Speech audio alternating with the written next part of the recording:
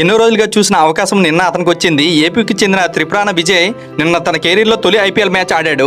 అయితే ఇతన్ని ఢిల్లీ క్యాపిటల్స్ కేవలం 30 లక్షలకు మాత్రమే దక్కించుకుంది. అయితే ఇతని గురించి ఇప్పుడు ఎందుకు చర్చించుకున్నామంటే, ఇతను Syed Mushtaq Ali, CK Nayudu, Andhra premier league, Duleep ట్రోఫీలో బాగానే రాణించాడు. అయితే అతడు ఐపీఎల్కు సెలెక్ట్ అయినప్పుడు శ్రీకాకుళం టెక్కల్లో అతను బ్యానర్లు పెడితే 2025 ఐపీఎల్ మొత్తం అయిపోయింది. అతనికి అవకాశం దక్కలేదు. కానీ అక్కడ ఉన్న సొంత జిల్లా వారు ఇతని పని అయిపోయిందనేసి చాలామంది అన్నారు.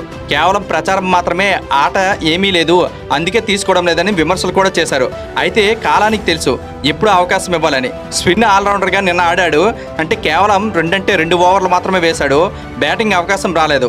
విమర్శలు చేసేవారు ఎప్పుడూ చేస్తూనే ఉంటారు. మన పని మనం చేసుకుంటూ వెళ్తూ ఉంటే ఏదో ఒకరోజు మనకి అవకాశం దక్కుతుంది. అతనికి కూడా అవకాశం దక్కింది. అయితే ఇలాంటి అవకాశాలు మరిన్ని ఇస్తే అతను ఖచ్చితంగా సక్సెస్ అయ్యే అవకాశం ఉంది. సొంతవారు విమర్శలు చేస్తే చాలా బాధగా అనిపిస్తుంది. ఈ రోజు త్రిపురాన విజయ్ కేవలం ఆరంభం మాత్రమే చేశాడు. భవిష్యత్తులో అతను సక్సెస్ ఖచ్చితంగా చేస్తాడనేసి all the best Tripurana Vijay. ప్రతి తెలుగువాడు షేర్ చేయండి, కొంతమందికి మోటివేషన్ కలుగుతుంది. Thank you.